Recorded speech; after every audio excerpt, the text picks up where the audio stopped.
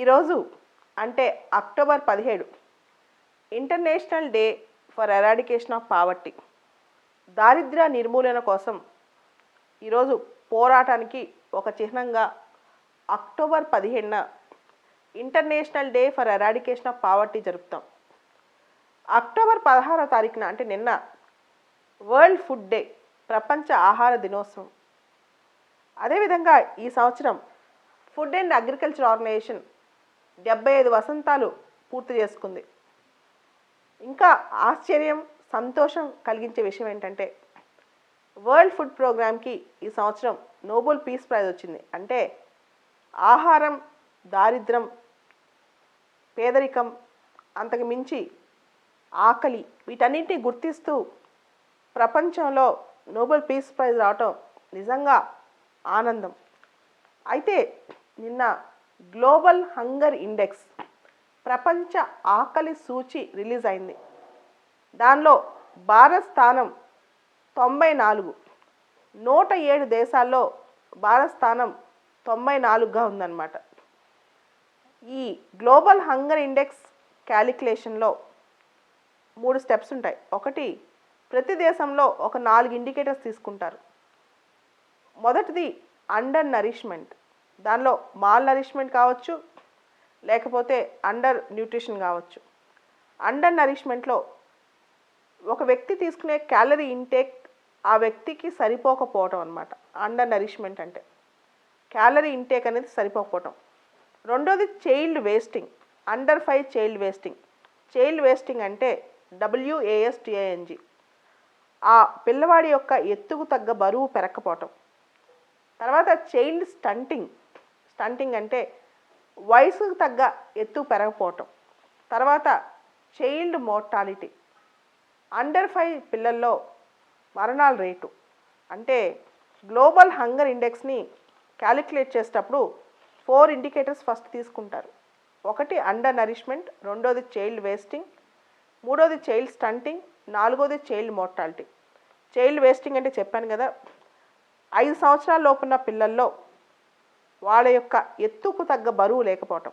Child stunting అంటే వాళ్ళ యొక్క వయసుకు తగ్గ ఎత్తు పెరగకపోవటం. అదేలా మోర్టాలిటీ అంటే బాలల మరణాలు, అండర్ 5 బాలల మరణాలు. ఇది ఫస్ట్ ప్రాసెస్ అన్నమాట. ఇది తీసుకున్న తర్వాత under nourishment, child wasting, child stunting, తర్వాత చైల్డ్ మోర్టాలిటీ. ఇవి తీసుకున్న తర్వాత ఈ ఇండికేటర్స్ అన్నీ ఒక స్టాండర్డ్ స్కోర్ చేస్తారు. ఏ ఇండికేటర్కి ఎంత స్కోర్ ఇవ్వాలని. తర్వాత ఈ స్కోర్స్ ఆధారంగా దేశాల యొక్క లిస్టు తయారు చేస్తారనమాట. ఈ 3 స్టెప్పుల విధానంతో వాళ్ళు గ్లోబల్ హంగర్స్ ఇండెక్స్ తయారు చేస్తారు.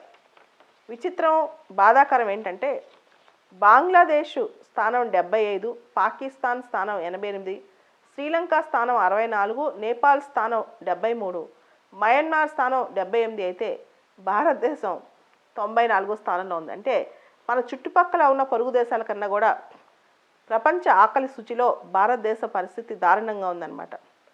అదేవిధంగా ప్రపంచవ్యాప్తంగా దాదాపు 690 మిలియన్ల జనాభా ఆకలితో ఉందన్నమాట, అండర్ నరిష్మెంట్తో ఉంది.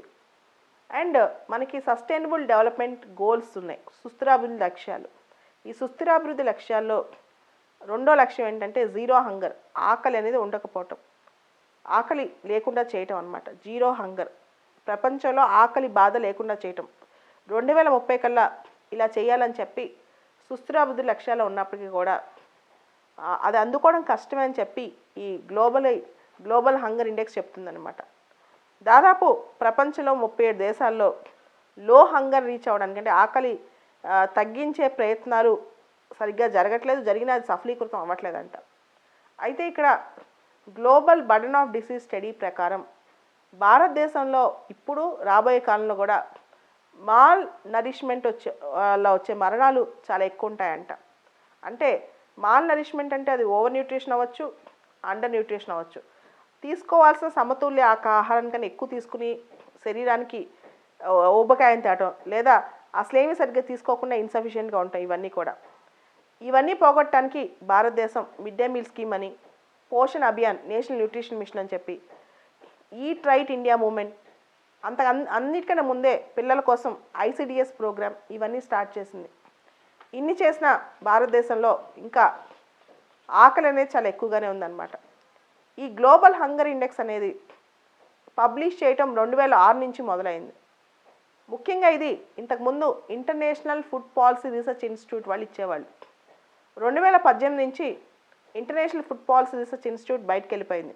ప్రస్తుతం గ్లోబల్ హంగర్ ఇండెక్స్ ప్రొడ్యూస్ చేస్తుంది రెండు సంస్థలు. ఒకటి వెల్ట్ హంగర్ హిల్ఫ్ అనే జర్మన్ బేస్డ్ ఇన్స్టిట్యూట్, వెల్ట్ హంగర్ హిల్ఫ్ అనే జర్మన్ బేస్డ్ ఇన్స్టిట్యూట్. రెండోది కన్సర్న్ వరల్డ్ వైడ్ అనే Irish NGO. Concern world wide ప్రస్తుతం గ్లోబల్ హంగర్ ఇండెక్స్ ఇస్తున్నవి 2018 నుంచి రెండు ఇన్స్టిట్యూట్స్ కలిపి పబ్లిష్ చేస్తున్నాయి కొలాబరేట్ చేస్తూ. ఒకటి వెల్ట్ హంగర్ హిల్ఫ్ బెర్లిన్ బేస్డ్ ఇన్స్టిట్యూట్, రెండోది concern world wide Ireland based NGO అన్నమాట. సో ప్రపంచం ఆకలి లేని ప్రపంచం, దరిద్రం లేని ప్రపంచం, ముఖ్యంగా భారతదేశం ఇంత పెద్ద జనాభా త్వరలో ప్రపంచంలోనే ఎక్కువ జనాభా ఉన్న దేశంగా వర్ధిల్లబోతోంది. ఇట్లాంటి దేశంలో ఆకలి తగ్గించడం, ఎందుకంటే మనకి ఫుడ్ సెక్యూరిటీ చాలా ఉంది, ఆహార లభ్యత, ఆహార భద్రత, కానీ హిడెన్ హంగర్ కూడా చాలా ఉంది. అంటే డబ్బులున్న వాళ్ళు కూడా బ్యాలెన్స్ డైట్ తీసుకోవట్లేదు, ఎక్కువ కార్బోహైడ్రేట్స్ అన్నమాట, ప్రోటీన్స్ విటమిన్స్ అని ఎక్కువ వెళ్ళట్లేదు. సో ఎప్పుడైతే తిన్నా కానీ దానిలోంచి కావాల్సిన విటమిన్స్ మినరల్స్ ప్రోటీన్స్ వెళ్ళవో దాన్ని హిడెన్ హంగర్ అంటారు. ఇవన్నీ తగ్గించే దిశగా ఈట్ ఇండియా మూమెంట్ ఇలాంటివన్నీ స్టార్ట్ చేసినా కానీ ఇంకా మనం ఎక్కువ ప్రయత్నం చేయాల్సి ఉంది, అవగాహన కల్పించాల్సిన అవసరం ఉంది.